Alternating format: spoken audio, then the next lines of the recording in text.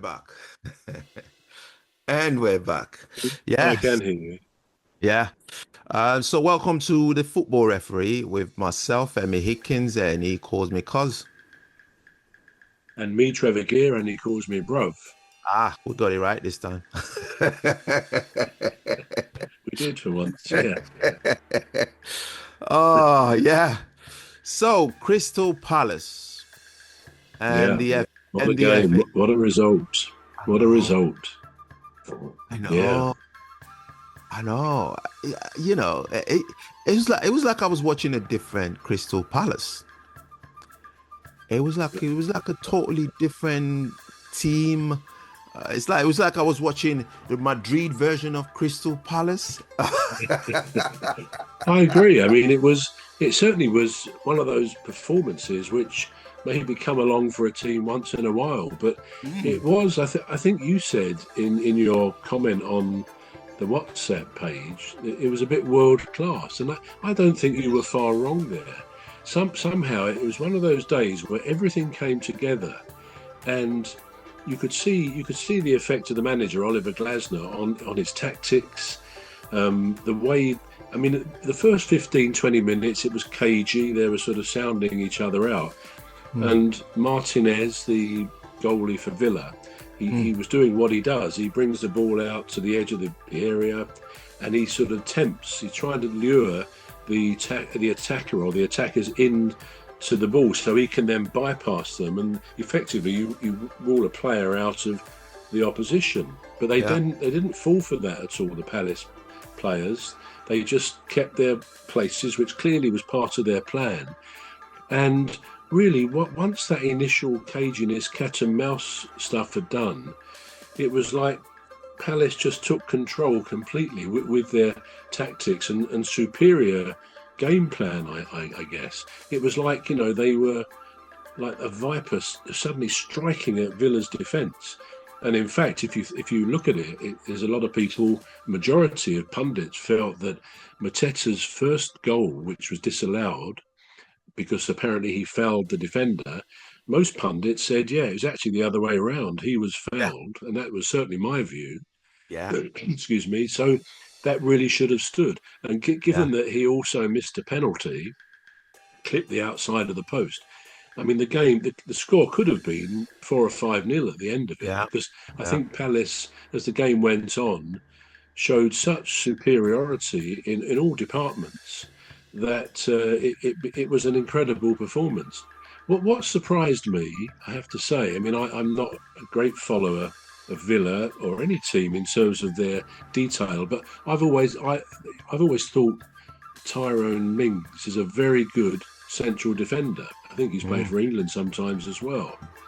But he didn't even get on the pitch. He wasn't. He didn't start the game, which really surprised me. So that seemed to be a bit of a mistake by Unai Emery. But what do I know? But I was really surprised about that.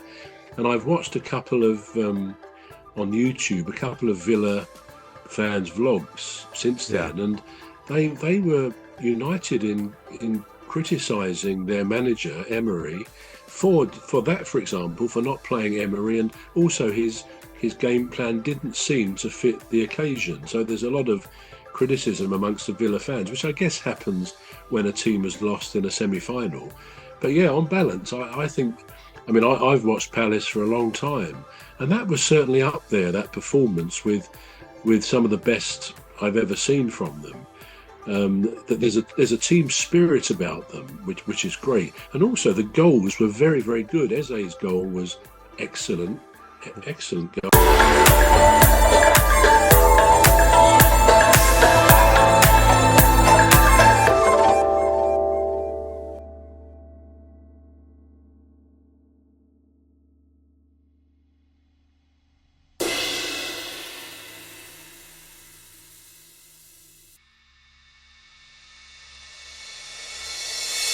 And also the goals were very, very good. Eze's goal was excellent, excellent goal, and then Sarr, who scored two yeah, brilliant shots into the corner of the goal, unstoppable really as far as the goalkeeper was concerned.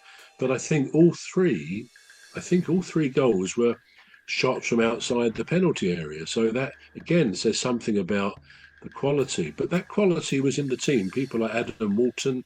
I mean, he's a real star of the future, and I just hope Palace hang on to him in the window in the summer.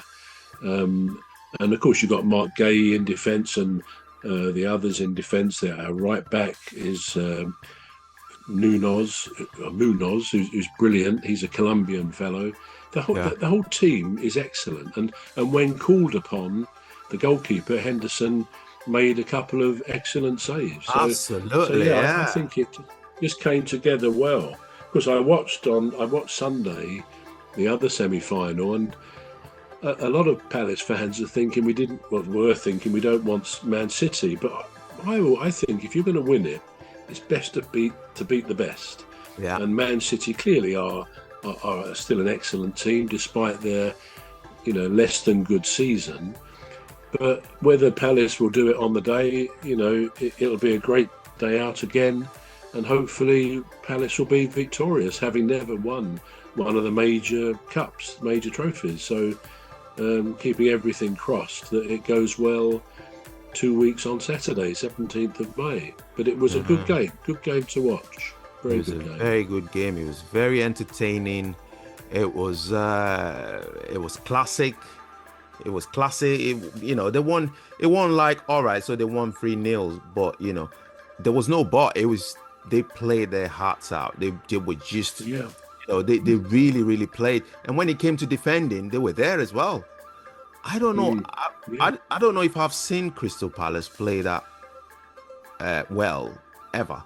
I think that's their best game that I've seen anyway. Yeah, they played really, really well.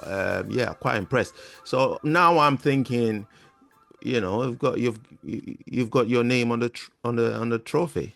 So I mean, you can't get ahead of ourselves. I mean, it's going to be a tough match against Manchester City, quite clearly, and it could be that it all falls flat. That Palace have peaked one game too soon, and City sort of win 2 or 3-0. We just don't know. But I'd like to think in the land of dreams that Palace, after all these years of not winning a major trophy, having been in the cup final, the FA Cup final twice in, I think it was 1990, where they lost to Manchester United after a replay, when there used to be replays, and 2016, when again we lost to your